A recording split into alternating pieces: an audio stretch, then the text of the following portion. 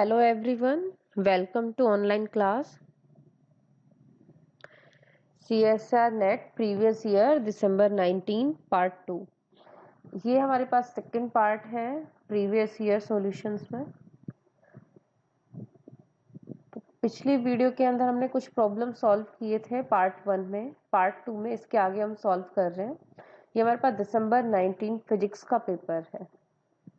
तो इसके अंदर देखिए जो फर्स्ट प्रॉब्लम हमने लिया है, यहाँ पर हमें गिवन है the electric field of an EM wave is.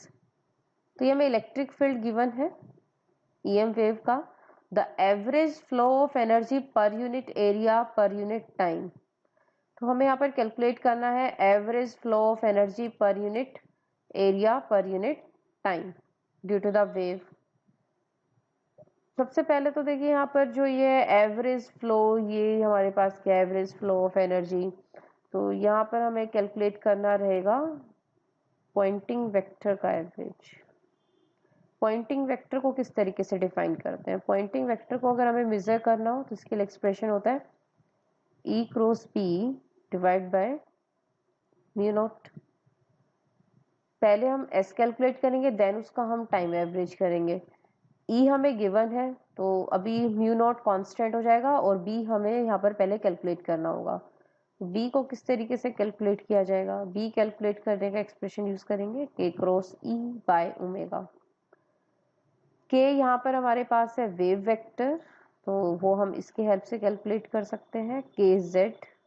तो वेव वेक्टर इधर हमारे पास रहेगा के जेड कैप या के cap along Z direction. Magnitude wave vector का के है और डायरेक्शन इसका है के कैप, जेड एक्सिस के अलोंग है। तो यहाँ पर हम ये वैल्यू पुट कर सकते हैं के कैप। के इधर हो गया मैग्नीट्यूड और के कैप हो गया डायरेक्शन। ई यहाँ पर हमारे पास है आई कैप रूट 2 साइन के Z minus omega T divide by omega. अभी इधर के ओमेगा रूट 2 साइन के जेड माइनस ओमेगा टी, ये क्रॉस प्रोडक्ट अगर हम करते हैं के क्रॉस आई जे कैप आ जाएगा। अभी हमने कैलकुलेट कर लिया, देखो बी ई हमें गिवन है। अब इन दोनों के हेल्प से हम कैलकुलेट कर सकते हैं यहाँ पर पॉइंटिंग वेक्टर। तो अभी इधर हम पॉइंटिंग वेक्टर कैलकुलेट कर रहे हैं एस ई क्रॉस बी। जब इधर हम करते हैं तो देखते हैं कि क्या क्या चीजें हैं जो हमारे पास इधर कॉमन है।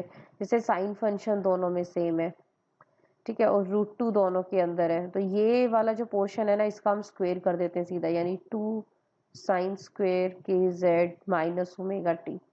इधर हमारे पास कितना हो जाएगा के बाय ओमेगा। अब इधर हमारे पास है ई क्रॉस बी। ई इधर हो गया आई कैप डायरेक्शन के अलोंग, बी हो गया जे कैप के अलोंग। दोनों का क्रॉस करेंगे। आई क्रॉस जे हमारे पास कितना है? आई क्रॉस जे हमारे पास है के कैप, तो इधर आ जाएगा 2k और डिवाइड में देखिए इधर म्यू नॉट और है, इसको म्यू नॉट और लगाना होगा। तो ओमेगा म्यू नॉट ओमेगा लिख दिया इधर साइन स्क्वेयर के जेड माइनस ओमेगा टी के कैप। ये अभी हमने कैलकुलेट किया है एस। ऐसे इधर है हमारे पास पॉइंटिंग वेक्टर। अब हमें इधर इसका एवरेज और करना पड़ेगा, एवरेज पूछा हुआ है। जब हम एस का एवरेज करते हैं, टाइम एवरेज होता है, तो यहाँ पर ये सभी चीजें तो कांस्टेंट है, 2k mu naught omega. Sine square का अगर आप एवरेज करोगे तो साइन स्क्वेयर का एवरेज क्या रहता है? देखिए साइन स्क्वेयर का एवरेज होता है 1/2। कुछ एवरेजेस है जो हमें पता होने चाहिए, कुछ ट्रिग्नोमेट्रिक फंक्शंस के, वो काफी तरीके हैं इनके एवरेज कैलकुलेट करने के लिए। या तो आप पूरा इंटीग्रेशन सॉल्व करो, अगर हमें प्रॉपर वे में करना है तो इस तरीके से टोटल वैल्यूज, जिस तरीके से हम सिंपल एवरेज करते हैं ना किसी भी डेटा का, अगर एक्स कोई डेटा है, इसकी वैल्यूज है x1 x2, तो सिंपल एवरेज कैसे करते हैं? सभी वैल्यूज को ऐड किया, डिवाइड बाय जितना नंबर ऑफ डेटा है हमारे पास उससे डिवाइड कर देते हैं। उसी तरीके से इधर होगा साइन स्क्वेयर ओमेगा टी के जेड माइनस ओमेगा टी, जो भी फंक्शन है, पहले इसके जितने भी वैल्यूज हैं सबका सम करेंगे और divide by total time. Total time यहाँ टाइम पीरियड टी ले सकते हैं और उसी के ऊपर हमें यहाँ पर सारी वैल्यूज का सम करना रहेगा। साइन स्क्वेयर को हम क्या लिख सकते हैं? साइन स्क्वेयर को हम लिख सकते हैं 1 माइनस कोस के जेड माइनस ओमेगा टी, और इधर डिवाइड में 2 लगा देंगे, ये एंगल डबल हो जाएगा इधर डी टी इंटीग्रेशन, ये 2 मैंने बाहर ले लिया अभी। अब जब इधर हम इंटीग्रेशन करते हैं तो देखिए 1 का इंटीग्रेशन कितना हो जाएगा, 1 का इंटीग्रेशन हो जाएगा टी, लिमिट्स पुट करेंगे कैपिटल टी माइनस 0 टी आ जाएगा। कोस का जब इधर हम सॉल्यूशन करते हैं तो कोस का डिफरेंशिएशन आएगा साइन 2 के जेड माइनस ओमेगा टी, फिर इसके बाद एंगल का अपोन में डिफरेंशिएशन होगा तो माइनस 2 ओमेगा, फिर इधर हम जब वैल्यूज पुट करेंगे 0 टू टी, देखिए जब ये वैल्यूज पुट होंगी 0 टू टी तो इधर हमारे पास क्या आएगा, मतलब एक बार इस फंक्शन की वैल्यू कैलकुलेट करनी होगी टी पर और फिर 0 पर। देख लेते हैं कैलकुलेट करके, साइन 2 के Z minus 2 pi by T T, तो ये जो आंसर आएगा ना हमारे पास इस तरीके से आ जाएगा। 2 पाई पर हम जानते हैं फंक्शन में कोई चेंज नहीं होता है, तो फाइनली जब आप इसको पूरा अच्छे से सॉल्व कर लोगे तो इस तरीके का कुछ आंसर दिखेगा ये। फिर इसके बाद यही आंसर हम कैलकुलेट करेंगे 0 पर। ठीक है, दोनों वैल्यूज कैलकुलेट करने के बाद फाइनल जो आंसर मिलेगा, मतलब ये जो आंसर हमारे पास कैंसिल हो जाना चाहिए, दोनों values upper limit lower limit की जो वैल्यूज है वो एक दूसरे को इधर कैंसिल करनी चाहिए। अगर ये दोनों वैल्यूज कैंसिल हो जाती हैं तो एक्सप्रेशन में हमारे पास सिर्फ कितना बचेगा, T over 2t, T cancel हो जाएगा और फाइनल एवरेज जो निकल कर आएगा कितना होगा 1/2, ये हमारे पास इधर एवरेज है। ठीक है, और एक यहाँ पर थोड़ा सा ईज के लिए हम क्या कर सकते हैं, जैसे इधर साइन स्क्वेयर है तो थोड़ा सा ईज हो जाएगा, यहाँ पर इजी पड़ेगा क्या कि साइन हमारे पास होता है एक टाइप का ऑड फंक्शन। अगर साइन एक ऑड फंक्शन है तो यहाँ पर ये एंगल को ना इस तरीके से कर सकते हैं, sine square omega T minus के जेड। तो इसे आसान क्या रहेगा, इसे आसान ये रहेगा कि जब इसको इधर हम सॉल्व करेंगे ना तो यहाँ माइनस साइन का एक जो प्रॉब्लम आएगा वो नहीं आएगा, तो इधर इस तरीके से लेकर चल सकते हैं ओमेगा टी माइनस के जेड, ओमेगा टी माइनस के जेड, तो यहाँ पर ये जो है 2 पाई माइनस के जेड करके रहेगा। ठीक है, इसको कैसे भी करेंगे हमारे पास मुझे लगता है कि ये दोनों जो लिमिट्स हैं वो कैंसिल होंगी होंगी किसी भी तरीके से सॉल्व होगा तो, और जब ये दोनों वैल्यूज हमारे पास कैंसिल हो जाएंगे तो फाइनल आंसर कितना रहेगा इसमें 1/2। इसका जो एवरेज है यानी साइन स्क्वेयर फंक्शन का, सिमिलर वे में अगर हम कोस स्क्वेयर फंक्शन का भी एवरेज करते हैं ना तो वो भी 1/2 होता है। ठीक है, तो ये एवरेज हमने इधर रख दिया 1/2। तो अभी हमें एवरेज कैलकुलेट करने के लिए ये वैल्यूज पुट करने होंगे के ओमेगा म्यू नॉट, तो इधर ओमेगा का एक एक्सप्रेशन पता होना चाहिए, ओमेगा होता है सी टाइम्स के, अगर हम वैक्यूम मीडियम की बात करते हैं तो। ठीक है, अगर अदर मीडियम होता है तो ओमेगा इक्वल टू वी के, तो इधर से के बाई ओमेगा हो जाएगा 1/c, तो म्यू नॉट सी। के आगे अगर हम इसको सॉल्व करें तो इस तरीके से कर सकते हैं, एवरेज एस इधर हम पहुंच चुके हैं, मैग्नीट्यूड फॉर्म में बात कर रहे हैं।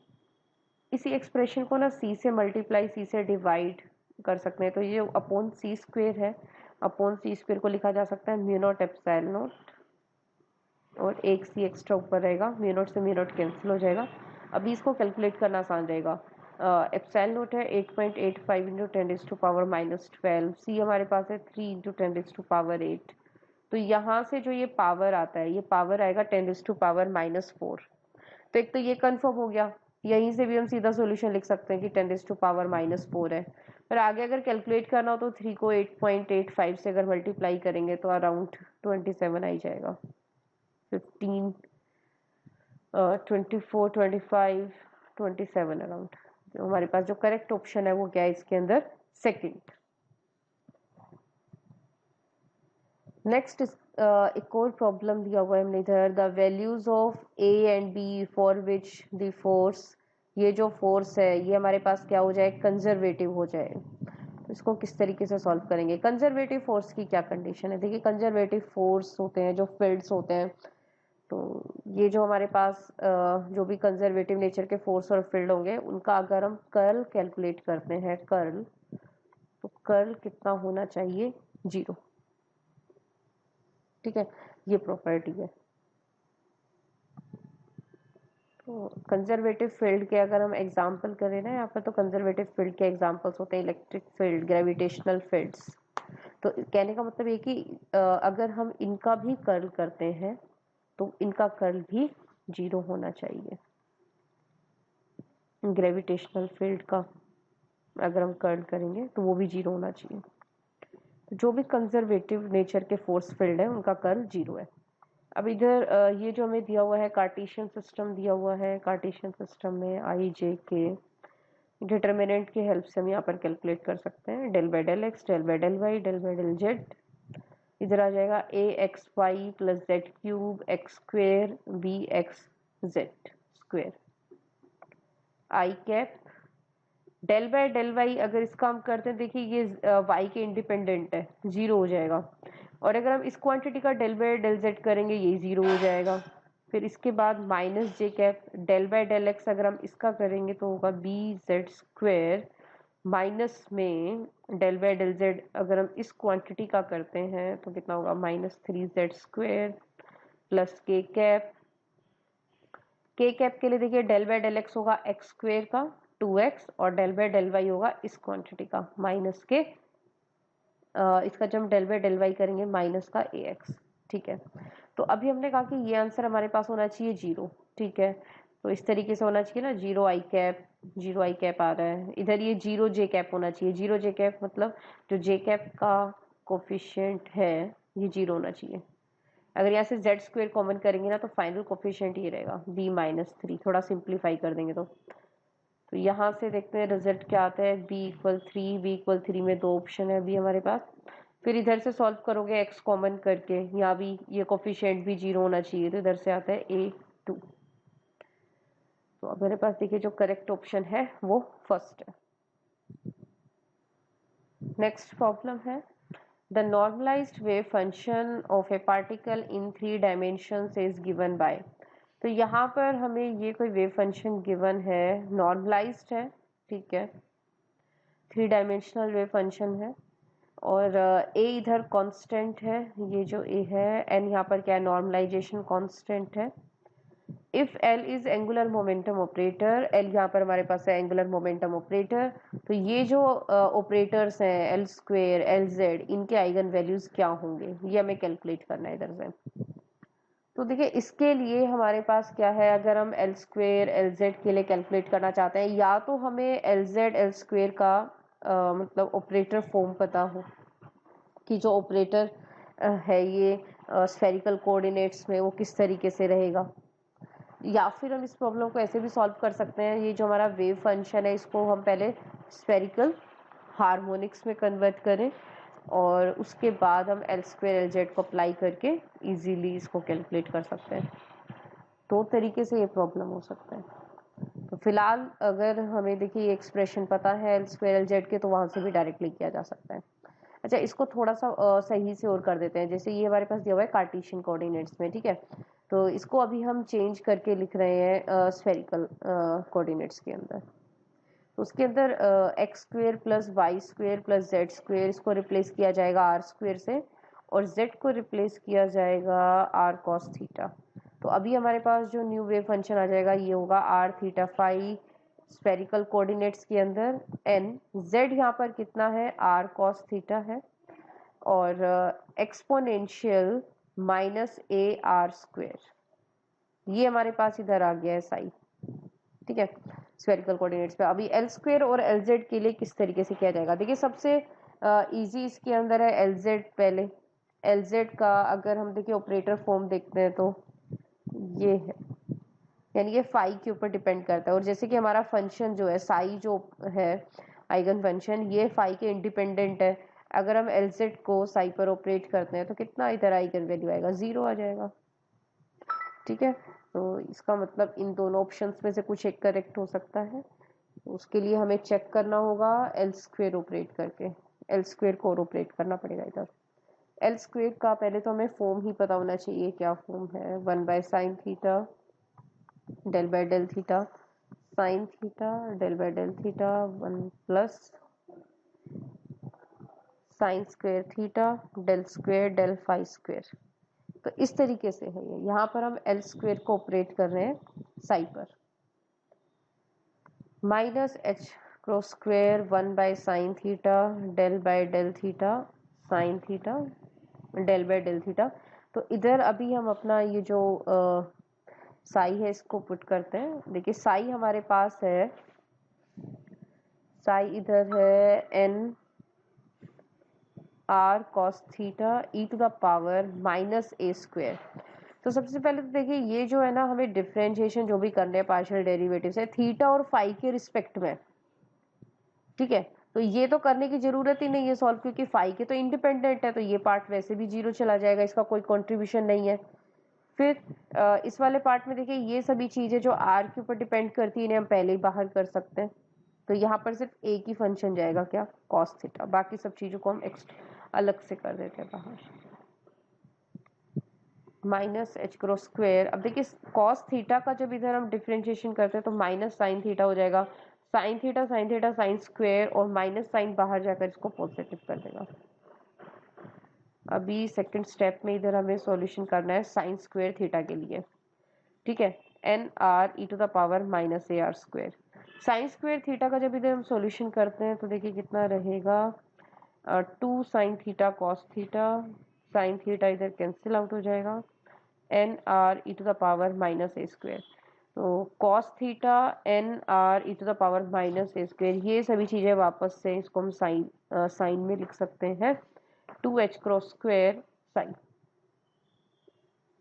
यहाँ से अगर हम देखते हैं तो ये हमारे पास हो गया आइगन वैल्यू। आइगन वैल्यू कितना आ रहा है, 2h क्रॉस स्क्वेयर।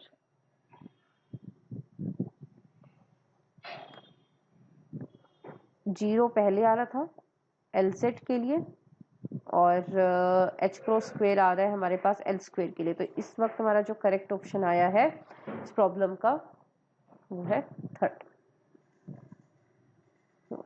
इस वीडियो के अंदर अभी हमने कुछ 3 प्रॉब्लम सॉल्व किए हैं, और बाकी के प्रॉब्लम्स को हम नेक्स्ट वीडियो के अंदर सॉल्व करेंगे। इसके अलावा अगर आप लोगों का कोई भी क्वेरी है आप लोग हमें कमेंट कर सकते हैं, या फिर आप लोग हमें मेल कर सकते हैं, ये हमारा मेल आईडी है। और ऑनलाइन क्लासेस के लिए जो हमारे पास नेट गेट के लिए जो हमारे पास कोचिंग क्लासेस हैं उसके लिए भी अगर आप लोग अगर ज्वाइन करना चाहें तो उसके लिए भी मेल कर सकते हैं हमें govt.exam11@gmail.com। Okay, thank you.